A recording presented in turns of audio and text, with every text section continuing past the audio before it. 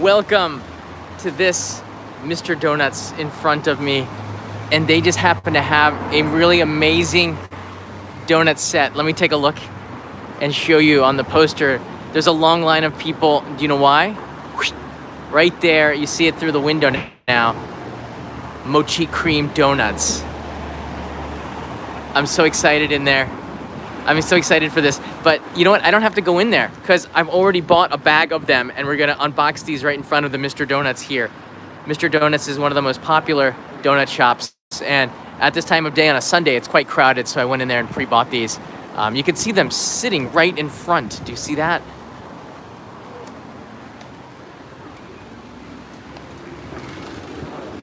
Look at that right there.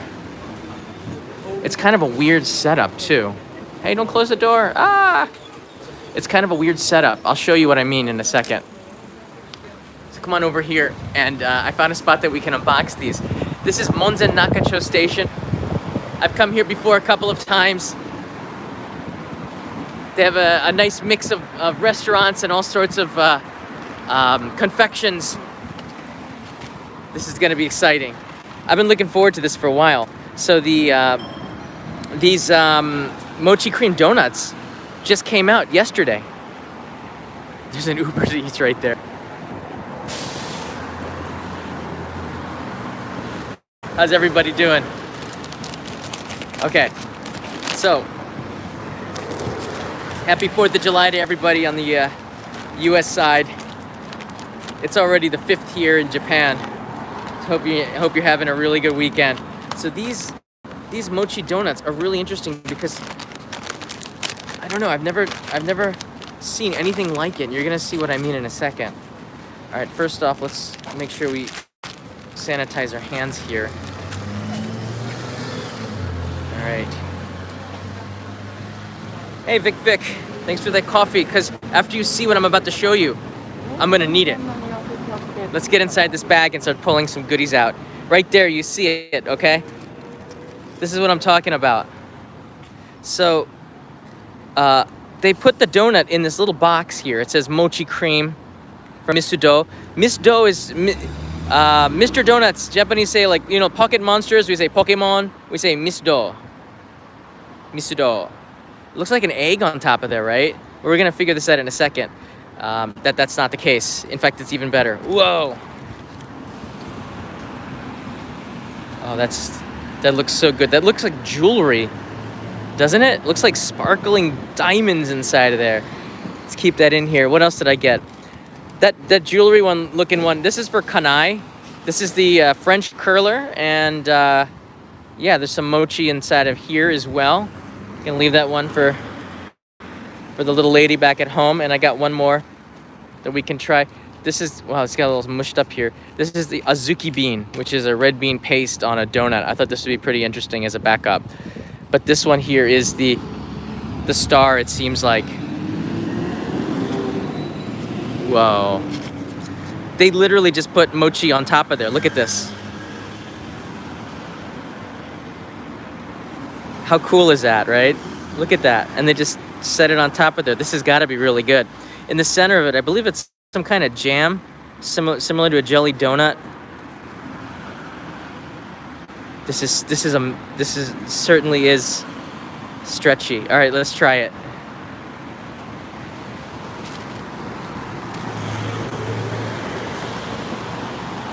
It's exciting. Mochi cream donuts just came out.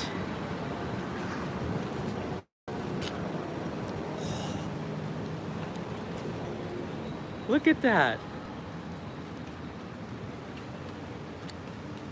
Oh, wow. All right, here we go. I'm picking her up. Oh. This is so weird.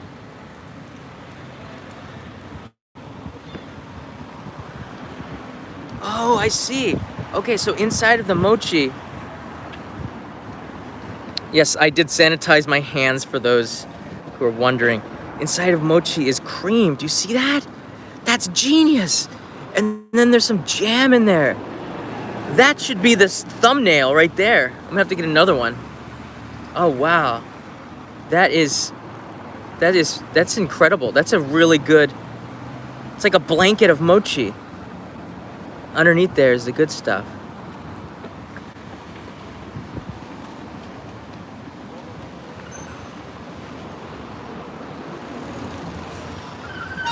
How do you eat this?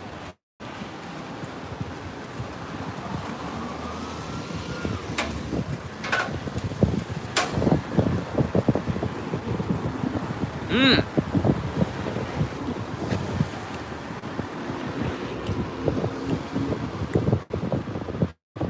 I like it because it keeps the cream in there, you know? Cream doesn't get all over your face, but there's like a rice flour that is what keeps mochi from sticking to your hands. They put a little bit of a rice flour on there, and you get that on there. It's not a powdered sugar. It's flavorless, pretty much.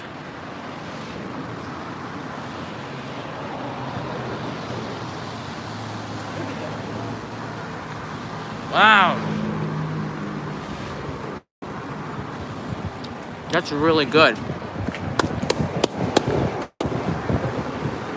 How much was it? I'll show you the receipt. How about that? So let me go over it with you. It's always good to answer it. Monzen Nakacho shop. This is the receipt. The Daifuku. This is a Daifuku Donuts Ichigo strawberry Daifuku donut. 237 yen, so about $2.20 maybe.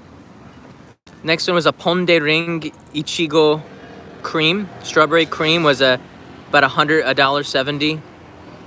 And there's a lemon mochi cream French curler that I got for Kanai was $1.70. About Azuki red bean paste shoe cream donut was $1.70. So there you go. I paid with a 10,000 yen note. So there you go. That puts Krispy Kreme to shame, doesn't it? Krispy Kreme's a little bit too pricey here. All right, next up on the list here, we have another donut. This one I'm gonna eat is the Azuki red bean. And yeah, this is pretty heavy. The other one was a lot heavier because of the amount of cream, and that mochi is never going to be. This is a donut review. Yeah, it pretty much is a donut review. On the streets of Tokyo. This is also part of the mochi cream series that just came out yesterday. Oh, it's like stuck. Oh, the mochi's stuck in there. Ah, look at that. Did you see that? Whoa. So is that, I thought that was like icing or something. That's mochi. Naruhodo. That's icing, but inside of the icing, there's mochi like melted on top of there? What?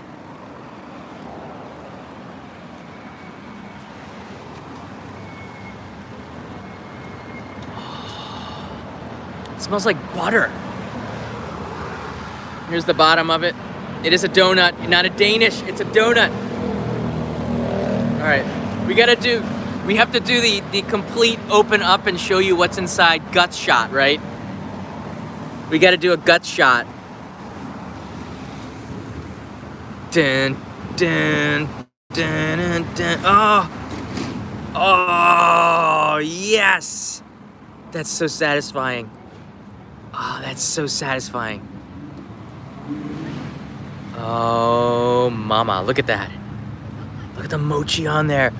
Just hollowed out. I love this part, kind of like it's a mochi kind of a Danish looking thingy. But it's not a Danish. It's a donut. Here we go.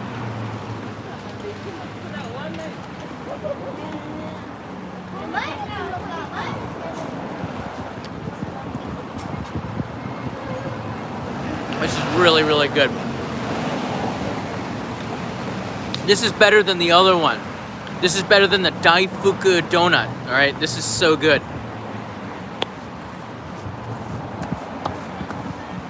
Hey, Mr. Dash is here. You need something super dry and strong. Yeah, I do. WRX Turbo. Thank you. I might go get another one for kanai of these because these are so good.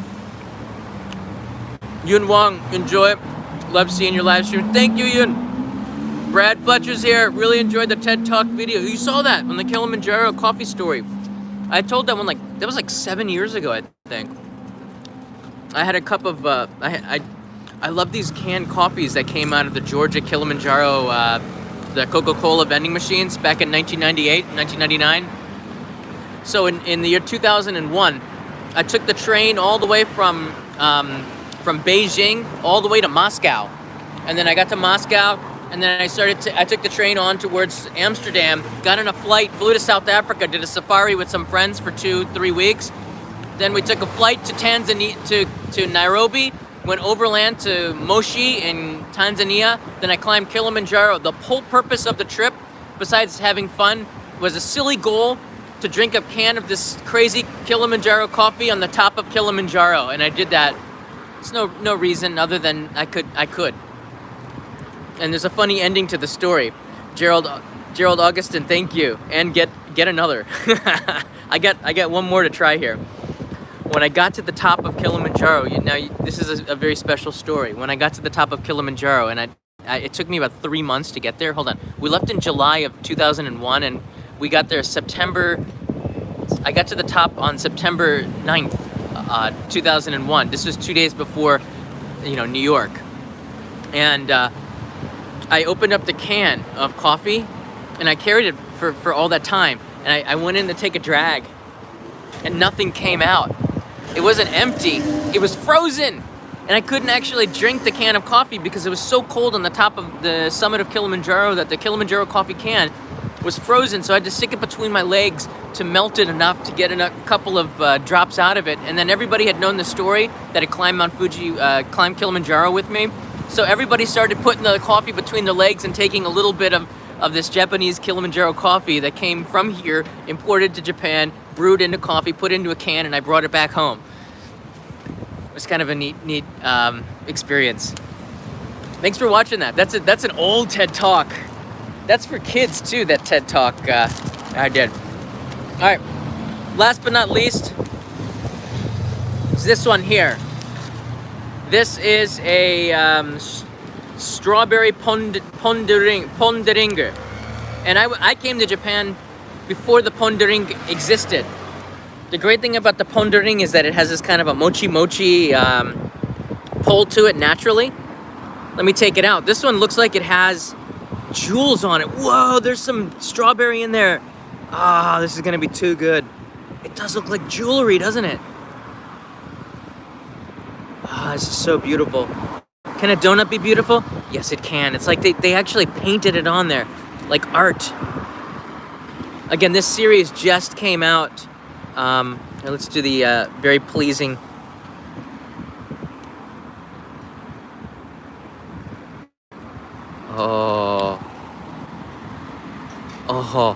Oh, it's breaking in the wrong spot. Keep pulling it. Oh, wow. That is so good. And inside, so they've taken the pondering and they've put in some jam in the center of it. That can't be easy. And look what else is in there. Mochi. There's mochi in there. Oh man, this is so nice.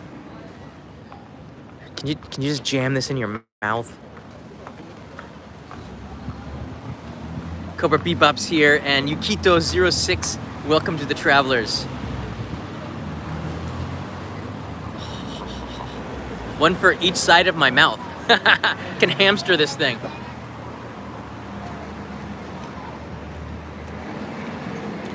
Oh, wow.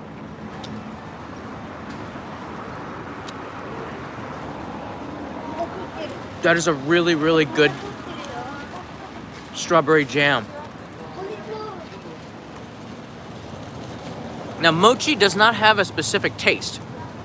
Mochi takes the taste of what's with it. So that's why you never see just mochi by itself. It'll be dipped in soy sauce or something like this. This mochi is taking the taste of the strawberry jam that's also on my fingers. And that is really, really, really exciting.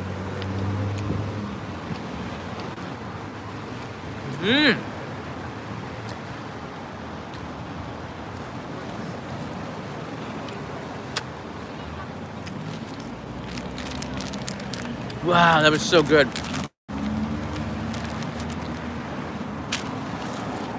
Yes, these are alcohol wipes. For anybody watching, I came prepared. Come on, the times that we live in. Wow. That was incredible.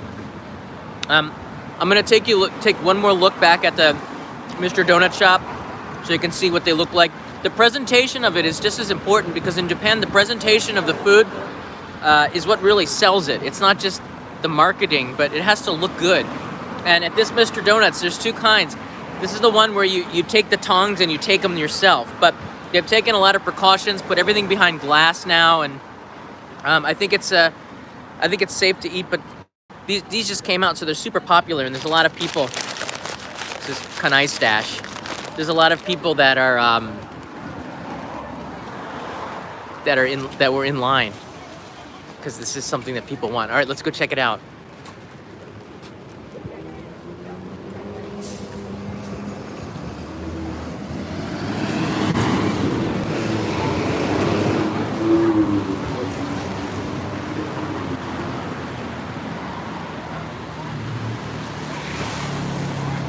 You know what I really like? The staff. Okay, hold on a second. The staff keeps on cleaning up the area and wiping it down, and they're very, very good at it. Before I started the live stream, I was here for about 5-10 minutes watching them, taking really good care. Whenever there were no customers in the line, they would be preparing it and resetting it and doing everything to make the area look really nice and clean. And you have to give them a lot of respect for in these tough times. The staff is doing such an incredible job, and all the people out there that are on the front lines, big thumbs up to all of you for that. I know it's not easy. It's not easy at all. Hey, Carlos Mitchell's in the house. Welcome, traveler. And ABMB77, love your videos. Have a snack and meal, or pick up something for Kanai. I'm gonna pick up something for Kanai. Chas, you, thank you for all of these videos. Look forward to see more. Good luck. Thank you. From Hong Kong. How cool is that? The Mochi donuts are the ones that are right in the front there. And then you see on the top, the advertisement for it is pretty neat. They look like little ghosts. One of them is strawberry, and the other one is kind of a lemon, I think. And it's called a Daifuku donut. And I'm gonna get one for Kanai before I go back home. Yeah, it's really good. I mean, I don't have permission to film, so I'll just do it from the outside. There you go. So if you were here in Japan, this would be the lineup for you. Oh, come to John. Such a Homer Simpson moment.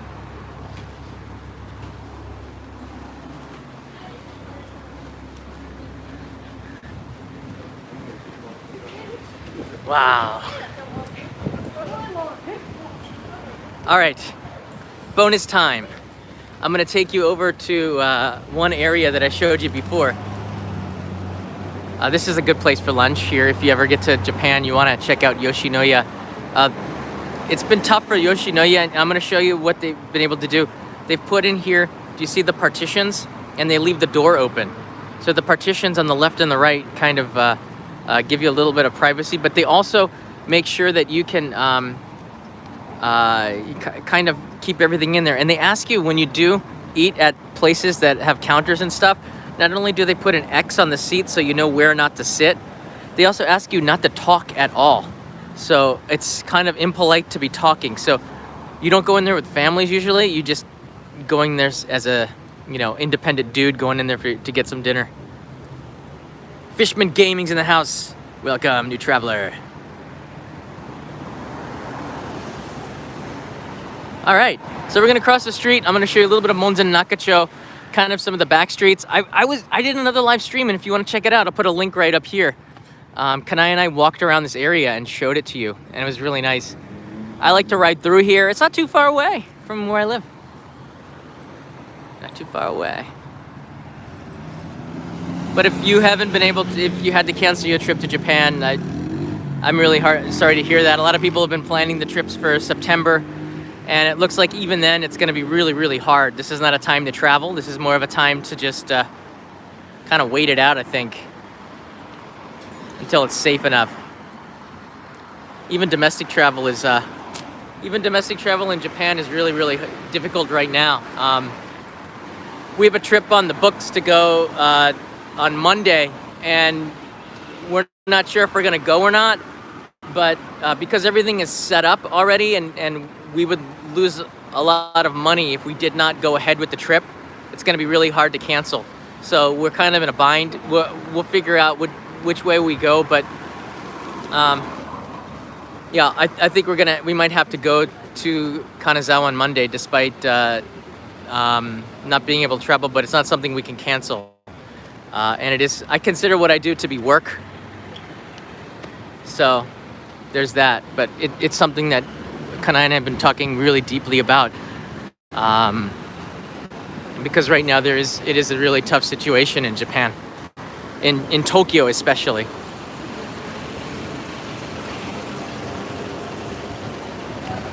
All right, right now, today is the election day. So there's a lot of people that are going to the election to vote for the mayor, or we would say governor of Tokyo. And it looks like Governor Koike is going to be reelected. She's an independent, and she's got support from just about everybody. All the political parties, she's done a really good job. And she'll be the governor when the Tokyo Olympics come. But again, the election has not been decided. It's just, she had such a big lead. I can't imagine any other candidate coming in and winning.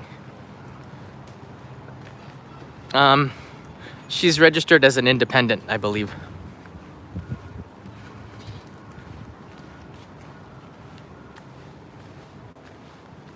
I like just walking around the neighborhoods. It's all about just getting lost.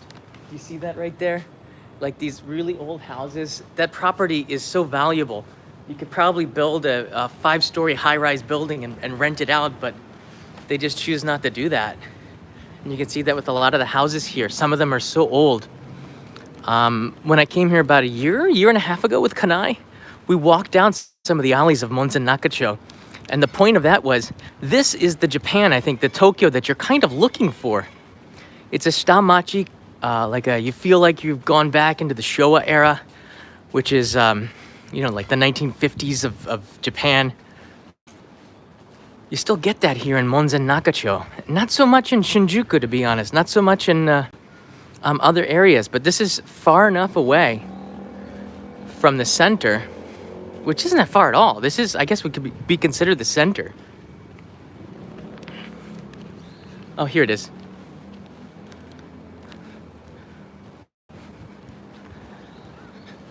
Let's just take a quick look-see at this alley. Gotta burn off that mochi donut. That was so good.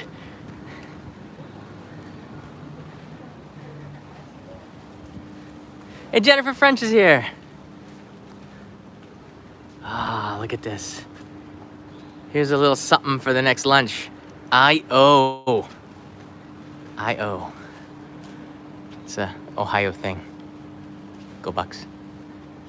This is what I'm talking about. Look at the trees on the left and the right of it. The old signs, like the rust on there. There's so much personality in these old 2-story buildings. They could build it much higher, and the buildings above it, they are much higher. But this alley just kind of retains that old Showa feel. I love this alley. It's not the best time to go to, nightlife here, but you can see there's a marker. I'll write a link in the description so you can find this out. But if you look at the video that Kanai and I did about a year and a half ago walking through here, it's pretty neat. I like in the center of it, it kind of takes a left turn or a right turn depending on which side you're coming from. And there's a tree in the middle of it that's kind of popping out there. Do you see?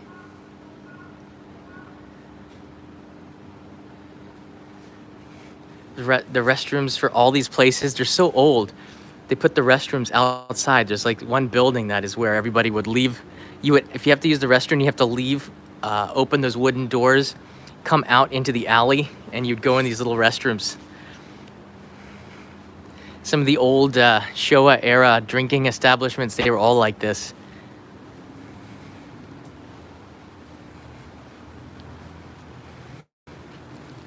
God, it's so amazing. All the angles and things. It's like a museum to me. You can see your eyes are drawn to the different colors, the discoloration, just the time having a toll on the buildings here. And again, this does go around a little bit, but all the shops have so many plants or trees in front of it. There's Jolly Apollo.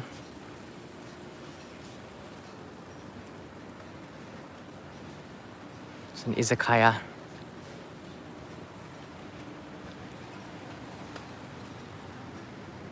This is Monzen Nakacho that you're looking at. It just happens to be where there's a Mr. Donuts with Mochi. Oh, here's the ladies' restroom. It's interesting. Oh no, it's men's. I don't think ladies could manage that. Just gonna take a 0 on that one. Hey Jim, welcome to the Travelers. Thank you.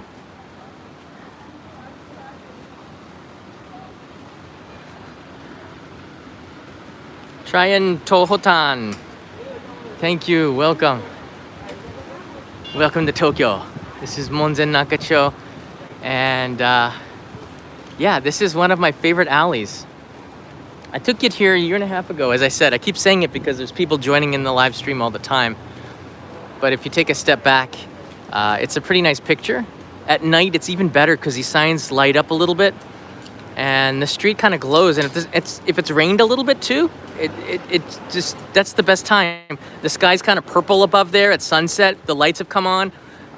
There's a little bit of glow off of the street from the rain because we're right now in the middle of the rainy season.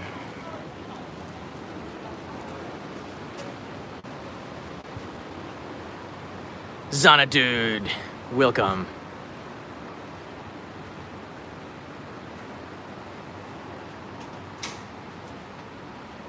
Jaden Westhead's here. Hey, Jaden. Hi, John. I've been very busy lately, so haven't been able to catch your live streams for a couple of weeks. Nice to see you back. Kanai and I are doing well, and the new channel launch is going well too. We've applied for monetization of it, which takes a while. Just kind of waiting for that to come through. Yeah, there you go. I've never actually been drinking here. I've always wanted to. I always come through here during the daytime, but if you come at night, it's pretty cool. Maybe come in 2021 because it's not the most ideal time to make it. But these alleys, they kind of just spring up on you, and there's loads of them. If you just walk around Tokyo, sometimes you don't know where they are. You'll just walk in the back streets and they pop up in front of you. And this is a reason why you should take one day if you visit Tokyo and do nothing but just walk around and get lost, because you'll be walking and go, whoa, what's that alley? You start taking a couple of steps inside of it and look, you're in another time zone. That's what it's all about. That's what traveling is all about. It's kind of fun. I think it's a good thing to go and spend a day looking all the established attractions like the Sky Tree and I don't know, Sega World and things like this, Akihabara. But just walking around the streets of Tokyo is in itself an attraction. And I'm not talking about like Shinjuku. I'm talking about like Monzen Nakacho, the neighborhoods where people live, because that's when you really get a slice of life here in Japan and get an idea of what it's like to be here. It's a humble little town, Monzen Nakacho. It's got a really good temple that's famous for sumo wrestlers that come here to pray. There's a couple of statues from famous sumo wrestlers. There's a couple of very famous cafes, and if you go straight, there's the other way. Kiyosumi Shirakawa is called the coffee town of Japan, and there's some good, really old kisaten or coffee shops with some good history to it. But that's the vibe you get here in Monzen Nakacho.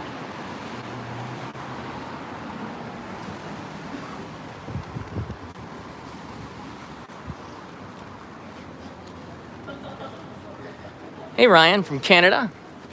Just saw your Randy Santel video again. Whoa, that was like a year and a half ago. Randy came here and he devoured like 5 bowls of aburi soba, which is like this oily ramen.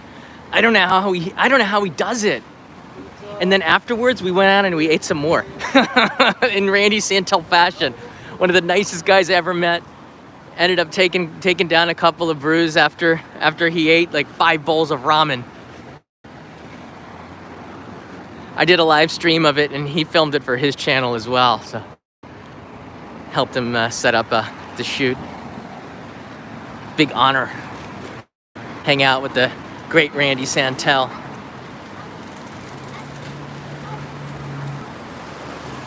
Yeah, the shrine and the temple are all this way to the left side, and this is the Fukugawa region of area of Tokyo. Really beautiful for the cherry blossoms. It doesn't look so impressive by the intersection, but you don't judge it as a city. This area, you judge it as a neighborhood, I think, and it's behind the facade of this intersection that you really get to see the Monzen Nakacho area, which is pretty cool. All right, guys.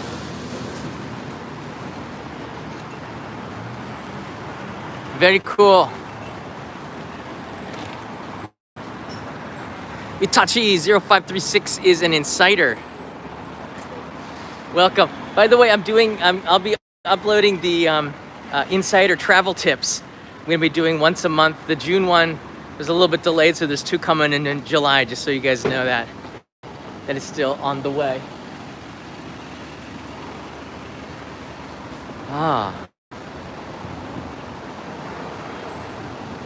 Which one do you like better, ramen or tsukemen? Tsukemen is so good though. It's a tough one. This is cold ramen, like a cold. But you know what? It still has that hanjuku tamago in there, ajitama. Can't argue with that. Cannot argue with that. This is a Chinese restaurant. That's so cheap.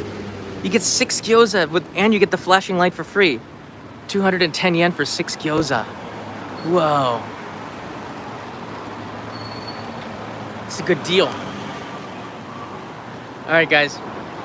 Thanks so much for watching. I'll see what I can do tomorrow to do some live streams, but it looks like that we may go or not go. I'm not sure, but I want to say thanks so much, because thanks for helping with the launch of the new channel. It's never easy to start something new, but we have an amazing community here, and the support has been overwhelming. In the first week, we had like 30,000 subscribers sign up to the channel, and it's up to me to get the content out and now get the word out about the new channel.